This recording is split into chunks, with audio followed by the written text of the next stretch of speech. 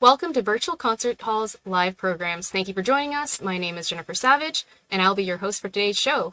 And we are excited to be presenting our 9th episode of Jack Price is Right. And today, we will be exploring Acclaim as it relates to our lives, our experiences, and anywhere from the lens of musician, artist, manager, performer, and all the way down to eye level of the crude and unfiltered human being.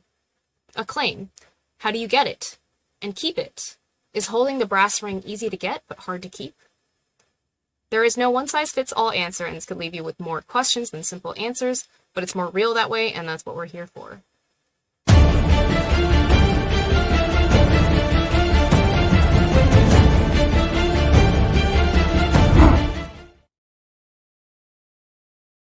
Welcome to the Jack Price is Right live show, and just to show you what we're about, here is a little preview to recap our last installment. What do you think? Well, there's that word prepare. Isn't that right? Incredible? Tying it into our previous episode. Wow. I think we had a whole hour on that. So sure did. You don't need anything. You want them.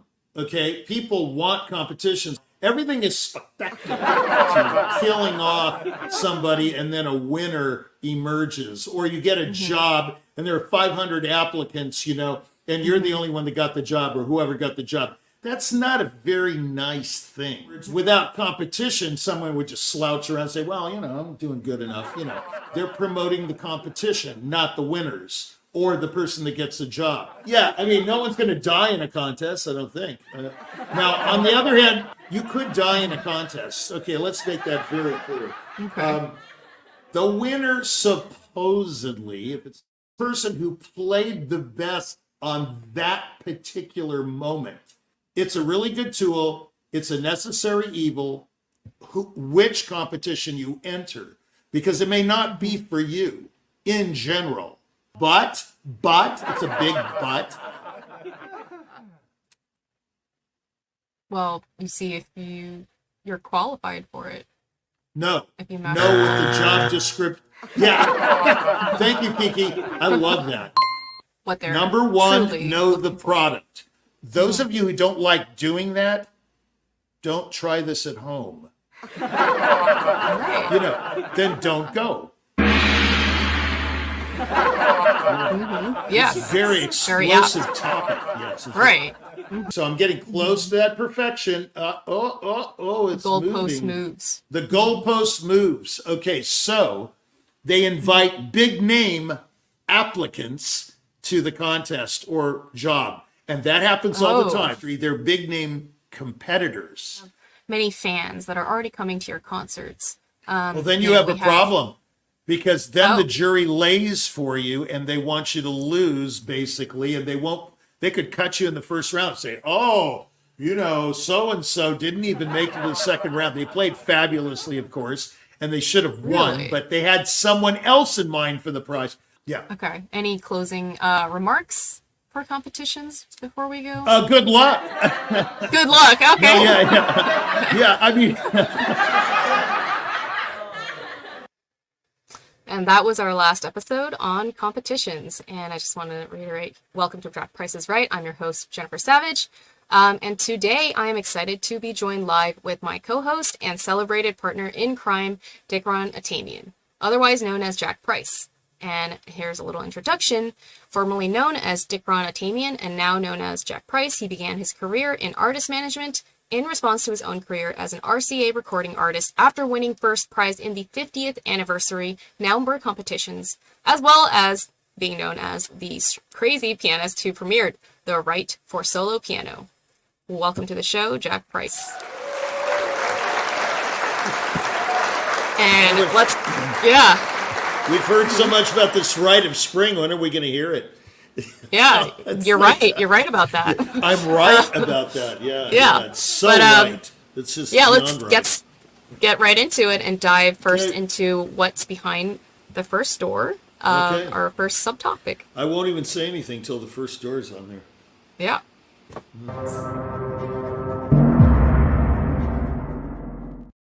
So Acclaim, is it really critical? Yeah. And what are your thoughts? My idea on critical and acclaim is it's critical acclaim. When people say, "Oh, send me your reviews," I say, "Send me your critical acclaim," because that's what it is. It's criticism, supposedly at a very high level, and it's not necessarily criticism bad. It's just a critique of someone's playing or a critique of the job they just did. You know how they have these assessments at the executive level of companies. They come in and assess what you've done. So you're saying it's a form of feedback? Yeah, it's a form of feedback, but is it really critical? That question has a two. As usual on this show, we have a two-edged sword. Twofold. Is it Yeah. really critical? Meaning, is it really that important? Is it critical? And Is it the really other that thing necessary? yeah, exactly. Is it necessary? The other thing is it really critical acclaim? Meaning, the critic or the person, do they have the capacity to really critique what they're doing? Well, I have my whole own philosophy on this, with experiences with Harold Schoenberg and a number of critics on panels and things that I can relate to you, but I contend the critics don't know much.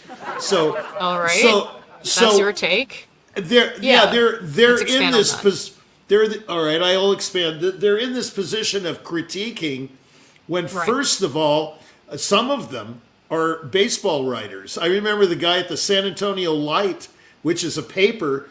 His previous job was reporting baseball games, or he was a commentator. He would write up, you know, like these stories, and someone was a goat, or someone was a hero, and someone was this and that. And then all of a sudden, he's the critic for the San Antonio Light. He knew nothing about music. He did an interview with me once, and we couldn't get it past the starting gate, really. So I had to make up a bunch of stuff just to keep the interview going, you know. Right. So he wasn't versed in this topic at all, and just he just moved around. Oh, they make the most to topic. outlandish statements. One time, Harold Schoenberg and I were on a panel in Palm Springs on Earl Wild's Piano Festival. I played a recital, and then I was featured in a panel discussion with some pretty hotshot guys in terms of names. Schoenberg can't be a bigger name. He's the most famous critic probably the world has ever known. I knew Harold. He made the statement, David Saperton cannot play the piano.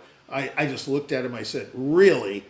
Okay. Godofsky's son-in-law can't play the piano. The guy was a phenomenal pianist. What he meant to say was that he gets nervous in public, so he couldn't play that well in public, so he stayed away from public life or performance. That's a far cry from he can't play the piano. I mean, so it's just a reduced statement that doesn't really cover all the nuance of what he's trying to mean. I don't think so. I think he really doesn't know anything about piano playing. I'm sorry, Harold. You're not. You're 6 feet under, so I can say this. I never had a conversation with him. I never had a conversation with him that even remotely resembled intelligence. It was all this gimmicky stuff. Oh, yes, Capel was a heavy-handed pianist, meaning he was articulate and got every note. I said, well, I'm not really sure that's a bad thing, Harold, you know. I mean, I think they know nothing. The only critic, and I don't mind promoting him, that I've ever known that really did his homework and had something to say, as we say as musicians, was the critic for the New Yorker magazine at one time. He wrote a series of book called A Book of Three Seasons or something. Then he wrote a sequel, a book of another 3 seasons. Andrew Porter. Andrew Porter was really an expressive guy, and he really got into the recital or the concerto or whatever. He was mostly an opera critic, but I found that he was very sensitive and very knowledgeable to each performer that he reviewed. And I'm not just talking about me, I'm talking about everybody that I've read across about. The board, across the board. He was he really got into the music. Like he had a phrase like he knew how a phrase could be born on a singer's breath. When do you ever hear something like that from a critic? Yeah. He knew what it was like to play a melody as if it was born on a singer's breath. That's a very descriptive phrase, and usually hear critics going, oh, he out-Horowitz, or he was brilliant and double thirds all over the place. I mean, you know, these people, I mean, they wouldn't know a double... there was so much imagery in his description. Yeah, I Rather find the than best sort of critics. yeah. Yeah, the best critics. You're right. Are critics who express themselves vividly. Okay, Yeah. the ones who just make these outlandish comments like so and so can't play, or another critic would say that Capel only played easy to put over concertos like Rachmaninoff 2 and Rachmaninoff 3. Well, he played both Brahms concertos exceedingly well. They didn't mention that. He played all kinds of different concertos that were not easy to put over. And I don't know what it is. What does it mean that the Rock 2 is easy to put over? I think this is a Right. very difficult concerto. And in other words, we're going to pull something over like the wool over the audience's eyes because it's so romantic and it's so easy to put across. I don't think so. They just say things that they think people want to hear. But There's a critics, lot of comparisons drawn in order to try to find something to say. It almost feels like. yeah, they can draw comparisons. I'm all for comparisons. I've seen reviewers review 3 piano recitals or 3 violin recitals in a row, and they would Right. compare the artists. That's okay. I mean, comparisons are fine. I mean, long as long as it's based in intelligence and knowledge, and and actually listening to what they're doing. One time, a very great violinist walked on stage drunk. Okay, at the 92nd Street Y, he was totally Yeah. smashed, and he gave a stunning performance of the 3 sonatas of Brahms with his pianist, with his player. Well, the critic didn't even listen to him. He just said, "Oh, his face was red, and he was totally drunk, and he bombed." I mean, he We didn't just bomb. He drew a played. bunch of assumptions. Yeah. Well, it's not even an assumption. He just didn't report the concert. He reported what he wanted to Yeah. report that he thought would sell papers that, so and so was totally drunk and he barely could get through the Brahms sonatas. That wasn't true. I was there. He played them Yeah. brilliantly and he was drunk. Well, hey, Okay. whatever floats your boat. If you're drunk and you can play, I guess it's okay. I don't know. But the point is, critical Yeah. acclaim is not really what it is. It's just Yeah. people are looking for acclaim, like one-liners, like, the greatest something of the 20th century, and they don't care who said it either. Yeah. So they're looking for that sort of a recognition, validation, but then you're also making a distinction between just straight up acclaim and critical acclaim. Well, Right. I mean, it's like, yes, I am. The other thing is Lincoln said, and I said this on another show, that he who has the heart to help has the right to criticize. I've rarely seen a music critic or a food critic or a movie critic say anything constructive to the movie makers, to the artist, to the chef. Yeah. They just pan it or they say it's fabulous, but they don't say Right. why it's fabulous. That's There's nothing important. substantive to what they're saying. Substantive, absolutely. The why is very important. Why is this enchilada so delicious? Oh, it's delicious, but I don't know why. I mean, come on. Surely Yeah. he had an inkling of have to why dig it's deeper. great. Yeah. I Yeah. mean, they're just superficial. That's exactly what I think. Well, let's go on to the door number 2 and see what Yeah. the next subtopic is. Abs-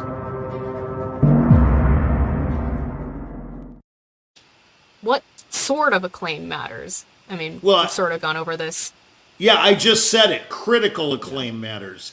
But on the other hand, there's another kind of acclaim, like, for example, Van Cliburn going down Madison Avenue or whatever avenue it was when he won the Tchaikovsky and he had a ticker tape parade. That's another form of acclaim, but that's paid for. So that's hardly what I would Okay. call acclaim. Yeah, I mean, those are all rigged, prepared situations. I mean, who goes up in the building and millions of people throwing ticker tape? No, they're paid to go up in those tall buildings and throw down ticker tape. I mean, So come those on, like this is- promotional, yeah, that's promotional acclaim. I mean, there are all, I should use the English language properly. There are all kinds of critical acclaim, and there are all kinds of just plain acclaim. When they say someone's acclaimed worldwide, let's delve into that. What does that really mean? I mean, it should mean that the person, Right. whatever discipline, I don't care if they're a chef or they're a pianist or whatever, has garnered comments from the peanut gallery, okay? And that these comments are critical about their work, meaning they're detailed, okay? That doesn't mean they're criticizing them. It just means they're detailed little synopsis or paragraphs about what they do. That's critical acclaim. I mean, a critic in the music field should offer some real criticism, not just, you know, the guy was yawning through the whole recital or something like that. Or another thing the critics do that I can't stand is they're underwhelming. They have this cold kind of approach to the artist. I was fortunate that in their the tone, critics in the way they phrase things. they never make any react. definitive statements. It's all lukewarm. It's all Blanket. they're good. Blanket statements. Or they take a celebrity type artist or something that's supposed to be good and did not play well, for example, and they rave about it. I mean, there's just, again, just like competitions, the subject we had either last time or the time before, there are a myriad of variations on this word, and there's subtleties beyond belief. I mean, what I think a critic should do is, first of all, do his homework, or hers. I mean, they rarely come prepared, and they're always writing during the event. Why are they doing that? Can't they remember what happened? Can't they remember that, oh, so-and-so took some time here on this phrase, or, you know, there was a structural pause here before the final chord. I mean, surely if they're listening, those things are going to be paramount in their minds when they go home at 12 midnight to do the review. But no, they're writing furiously. If you want in-depth comments, I mean, maybe that's what it takes. They need to, you know, Remember we talked about preparation, and you do that before the act. Okay, they need to prepare, and they need to go to the concert and listen. They need, like, an artist has to listen to themselves first. That's the road to recovery, is listen to yourself. Well, the critic has to listen to the performer or performers or the orchestra or whatever, and make deductions from that performance. How's he going to do that if he's constantly writing? I mean, you know, come on. Like he's not fully absorbed and present with the performance and taking it all in. Exactly. He's absorbed with the task. He's absorbed with writing the review at the performance or what have you, at the dinner or whatever it is, restaurant critic. They should go there to eat, right? They shouldn't be, I take a bite here of this apple turnover, and I'm going to write, the apple turnover was, I mean, surely you can remember that by the time you go home, you know. Right. But I see them furiously writing. I've seen them. I have observed people. They don't prepare. They don't prepare. They don't go there with this kind of open feeling of, you know, I'm just going to hear the recital and then, or the concert, and I'm going to go home and review it. You know, I don't get it. Well, just real quick, I want to take a moment here to mention that we are live every Friday with Jack Price is Right. And we've got so many hard-hitting topics, almost 70 up so far to talk about. Coming up, this is our next episode. We have a little preview of the next topic on gossip. Is it a killer? Do big minds speak of ideas and small minds speak of others? Check it out here.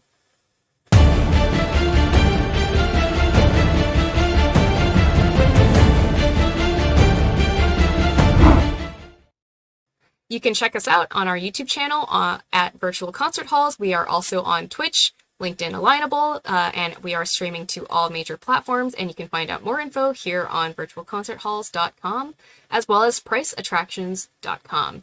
And also, exciting new season that we have planned out and coming up for the season of 2025 to 2026. We've got a little preview here to show you our upcoming season that is filled with shows, events, performance opportunities, auditions. Check it all out. There is a huge array of things that we do here at Virtual Concert Halls.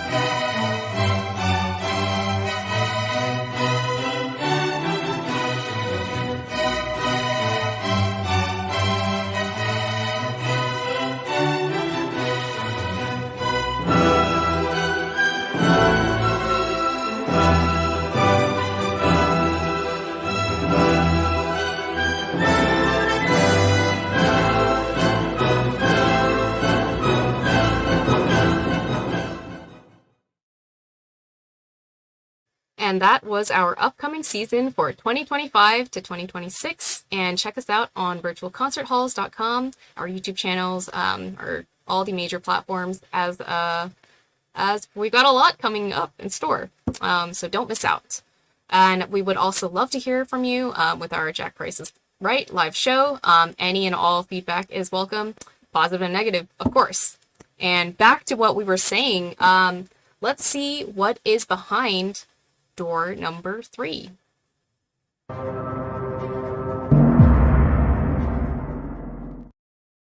Do critics know anything when it comes to Acclaim? We've already touched on that. It seems like door number 1, 2, and 3 were amalgamated into one at the beginning of the show. They really were. Yeah, I should not do that, right? But to further boy. emphasize your point, Okay. to drive it home. Okay, I don't mean to be critical, but critics usually, you've heard of armchair critics, right? Okay. Yeah. It's like it's like a passerby, that's not very good. Well, how do they know? Mm-hmm. I mean, someone says that dress is really ugly. Well, what do they know about dresses? I mean, But then there's no follow-up to it. It's just a cursory remark. Yeah, it's a cursory remark, and it really means nothing. I mean, what they have to do is what you just said. They have to follow it up with detail, okay? So a critical comment is only as good as the detail behind it. Okay, do they know anything? That's the first thing. They need to know something about the subject. Okay, if we're in music, and you're going to review a recital or a concert of an orchestra or have an opera, for example, like I was telling you about the guy, Andrew Porter, from the New York.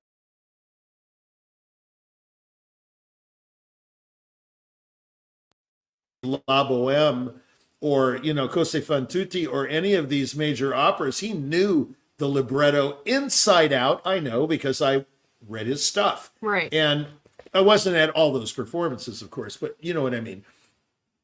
Very few of them do their homework. Yeah. They pontificate a lot, Okay, that's a good word. So what do they pontificate about?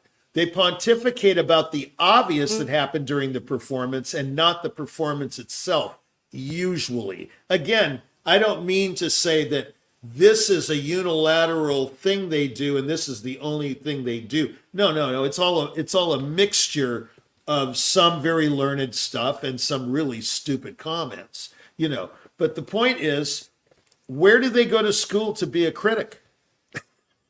Right. What are the metrics for a critic? Well, aren't they fallen musicians? Let's say in the musical, Ooh. aren't they fallen chefs who can't make an omelet? Aren't they these guys that assess these CEOs and everything? You're going to tell me they know exactly what they're assessing? I mean, come on, most of these guys just operate all by themselves in a vacuum. I mean, since when does a CEO get reviewed? I mean, come on. They do what they want to do. No one's really, keeping track or check of where they're coming from. That's it. You're talking about oversight. there's no Oversight. oversight. There's no There's no oversight. oversight for No, critics.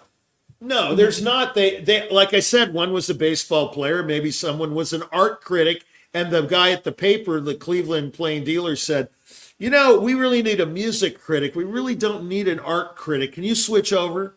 Right. Yeah, there isn't really a metric where we're like, yes, this is an amazing critic. Everyone is just a critic. And there's no distinction of like, but then that becomes a question of what value does that feedback from theirs bring? Yeah. Acclaim or critical acclaim? What do they mean? Do they really mean much at that point? Well, it's not critical.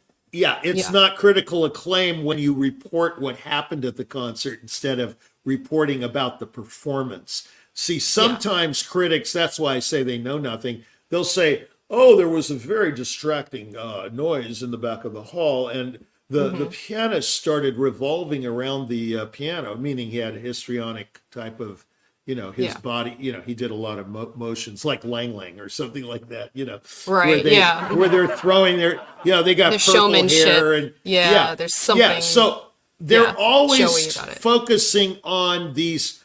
Nigel Kennedy was another one. I don't know if you remember this violinist. He colored his hair. I knew Nigel. Right. He's quite funny. He said to me one day at Bagel Nosh, he goes, Rich, I'm going to do some damage at the Philharmonic tonight. And I said, Right. Okay. So, meaning, basically he was saying, I'm going to play my rear end off, but damage meant, Yeah. So the question is, did that critic report on Nigel's performance of the Tchaikovsky, or did he report about the color of his hair and how weird he looked on stage? And he is kind of, histrionic type guy. Okay, so I don't think that's fair to Nigel Kennedy or Lang Lang. I think that's their style. So Lang Lang likes to, do all these excruciating things in his face. I don't care. Just close your eyes if you can't handle it and listen. Right. Listen to the performance, man. Right. Listen. Well, speaking of listen, we have another clip in our archive to listen to and check that out right here.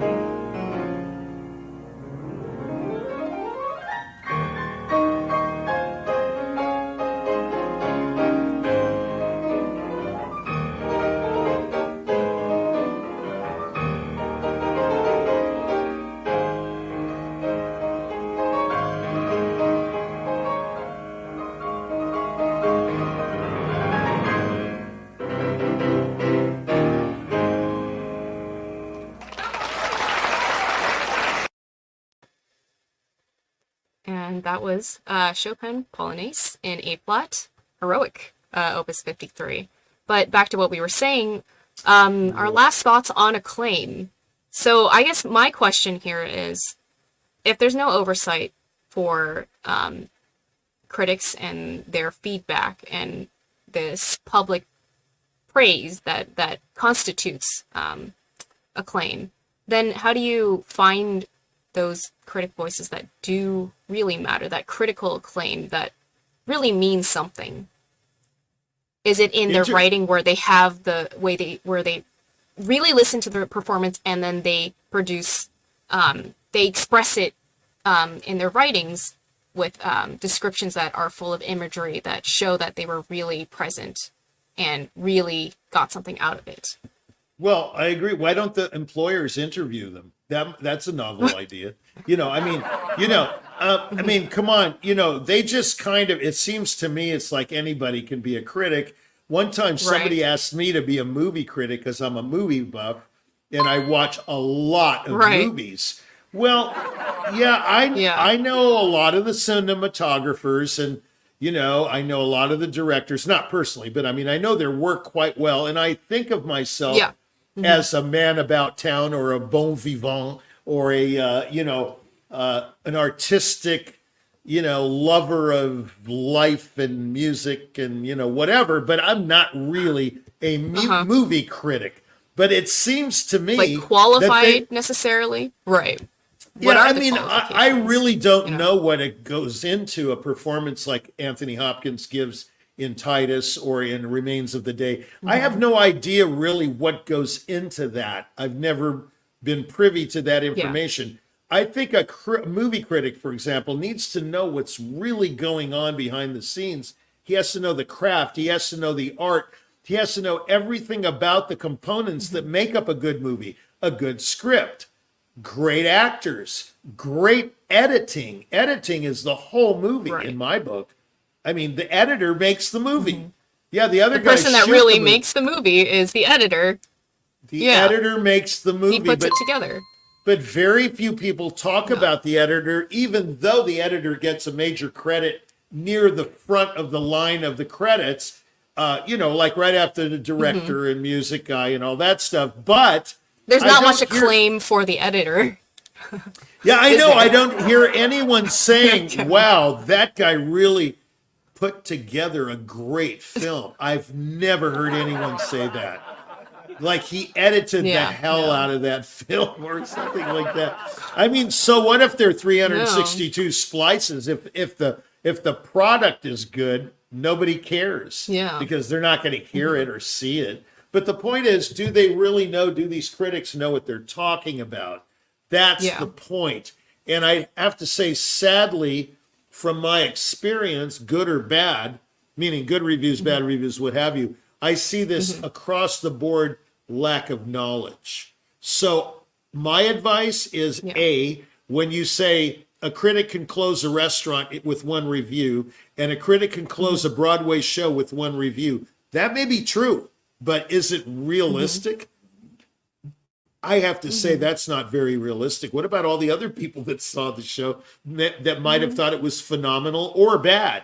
And that one critic said, oh, this is marvelous. There's another story I should tell is about a critic once who got a bee in his bonnet and decided to rave about something that was truly awful. And it caught on because he raved about this particular thing. And then all of a sudden, everybody jumped on the bandwagon. Now, He imbued acclaim upon something that didn't quite deserve that. Yeah, but the acclaim. bad part is all the other critics followed suit. And the people would say, oh, did you see that? You've got to go see it. It's phenomenal. So I go. So jumping on the bandwagon. It's a bandwagon deal. That's another thing about critical acclaim that's no good and has no validation is this bandwagon approach that one guy decides Titanic is a phenomenal film, which I have to laugh when I say that. It won 11 Academy Awards for what? Yeah. I mean, come on, you got to be kidding. I was laughing through that movie. Now, Oh man. on the other side, how can you compare it to Ben-Hur that won 11 Academy Awards? Ben-Hur was a work of art. It was a massive, massive effort, by all the components in the movie. The editing, the scenery, the costumes, the acting was superb.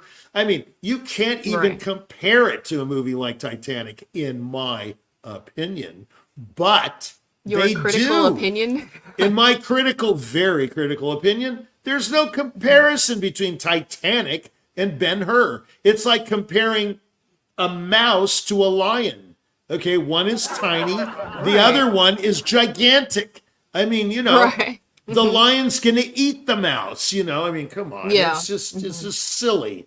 It's silly. Things need to be like one of our friends here at Virtual Concert Hall says, it has to be on the same plane, okay? In other words, things need to be comparable. That's why the word comparison, critic, review applies.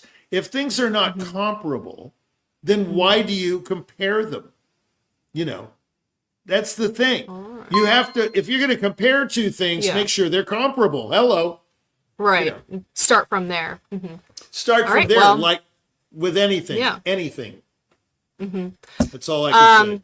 I hate to cut you off here, but yeah. we are running out of time, and I think that's all we've got here today for Acclaim. And I think it's been really interesting getting your take on your experiences with critics, with Acclaim, and really delving into the distinctions of the intricacies of what Acclaim means in different contexts and from who.